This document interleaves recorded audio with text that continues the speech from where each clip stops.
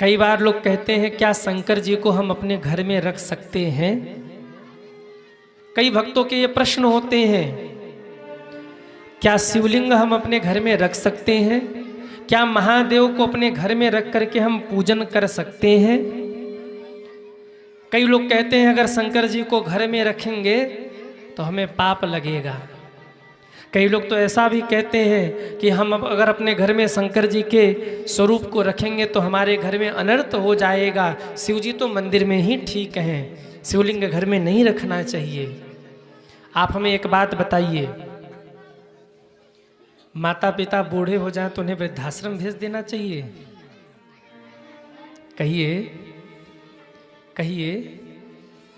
शिव जी तो हमारे माई बाप हैं और ऐसे माता पिता को हम अपने घर में क्यों नहीं रख सकते।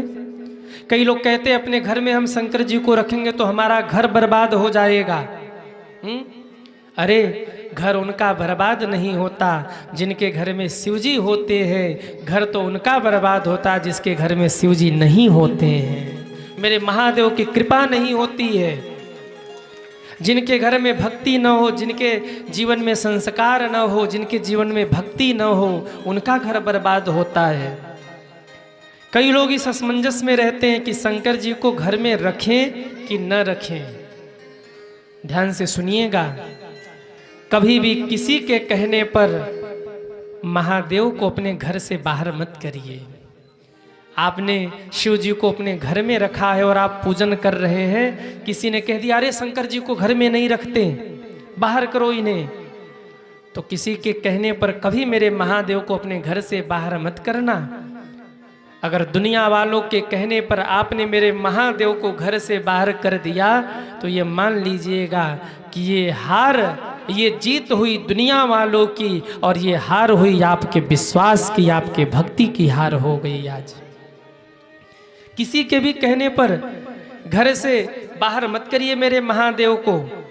शास्त्र कहते हैं जिनके घर में शिव जी का नित्य पूजन हो, जिनके घर में शंकर जी का नित्य पूजन हो, उनका घर ही मंदिर बन जाता है, शिवालय के समान हो जाता है।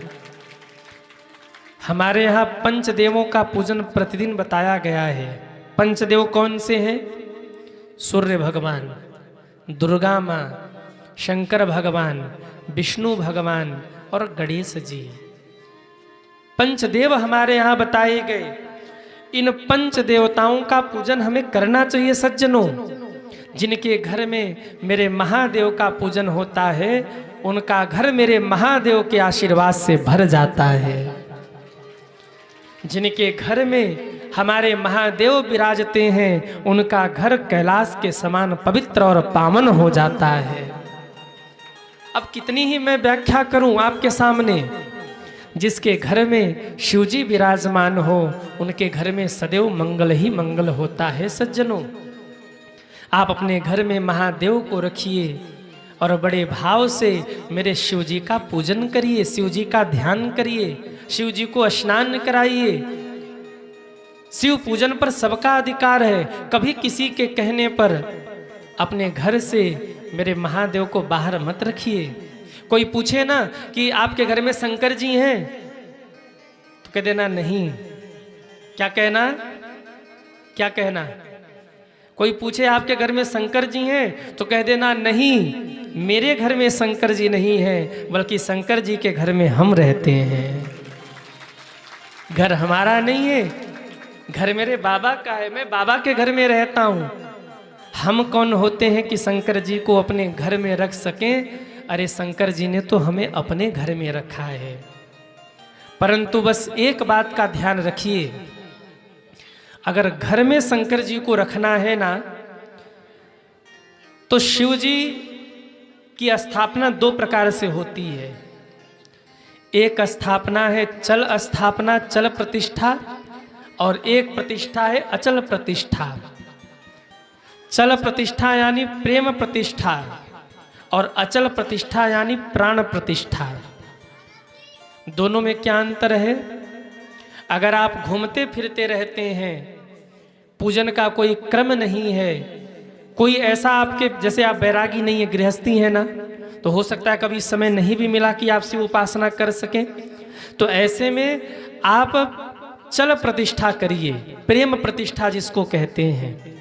घर में सदैव प्रेम प्रतिष्ठा करनी चाहिए, जैसे मीराबाई ने किया, मेरे तो गिरधर गोपाल दूसरों न कोई। वो मूर्ति कोई मंत्रों से स्थापित नहीं की गई थी, मीरा के प्रेम को देखते हुए भगवान स्वयं आकर उस मूर्ति में विराजमान हो गए थे सज्जनों। ठीक ऐसे ही आप महादेव का प्रेम से पूजन करिए, प्रतिष्ठा करके नहीं। अगर घर में शंकर जी को रखना है तो प्रेम प्रतिष्ठा करके रखिए, अनुष्ठानिक मत रखिए। और कितने बड़े शंकर जी को घर में रखिए, अंगुष्ठ मात्रम। शिव महापुराण का कहना है कि अगर घर में शिवलिंग रखना है, शंकर जी को रखना है, तो अंगुष्ठ मात्रम, अंगुष्ठ अंगूठे के बराबर, लगभग 2 से 2.5 इंच से नीचे होने चाहिए। 2.5 इंच से बड़े मत रखिए, इंच मतलब समझ रहे हैं ना।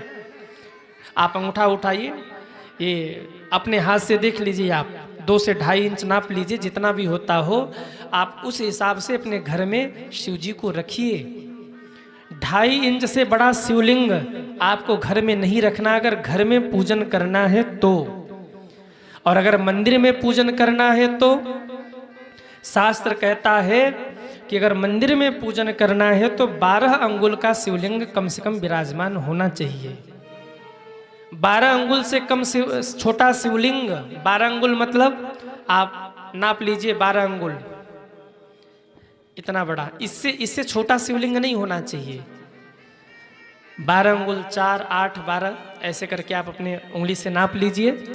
इससे छोटा शिवलिंग नहीं होना चाहिए। मंदिर में अगर स्थापित करना है तो इससे बड़ा होना चाहिए। आप 4 फीट का शिवलिंग बिठा दीजिए, कोई दिक्कत नहीं है, पर 12 अंगुल से छोटा नहीं होना चाहिए अगर आप मंदिर में शंकर जी को विराजमान करा रहे हैं। घर में सेवा करने के लिए आप जितना छोटा से छोटा शिवलिंग रखेंगे उतना उसका महत्व होता है। और मंदिर में पूजा करने के लिए आप 12 अंगुल से बड़ा, चाहे जितना बड़ा आप शिवलिंग रख करके जो सामर्थ्य है आपका, उस अनुरूप आप वहां प्रतिष्ठा करा सकते हैं सज्जनों। शंकर जी की जलधारी 3 प्रकार की होती है। गोल जलधारी होती है, जलधारी मतलब समझ रहे ना, जहां वो जल जहां से निकलता है। एक गोल जलधारी होती है, एक चौकोर जलधारी होती है, और एक त्रिकोण जलधारी होती है। 3 प्रकार की जलधारी होती है।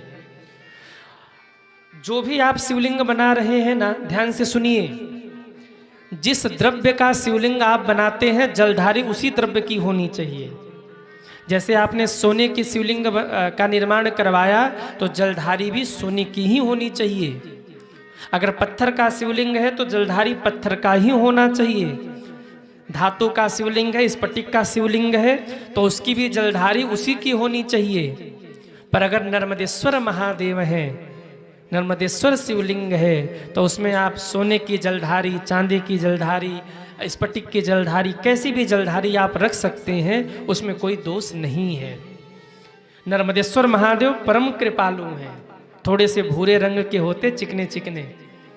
कोई दुकान पे जाए और लेना हो तो उससे पूछिए कि हमको नर्मदेश्वर शिवलिंग चाहिए। नर्मदेश्वर शिवलिंग परम कृपालु हैं। नर्मदेश्वर के रूप में महादेव, उनका स्वभाव बहुत करुणामयी है।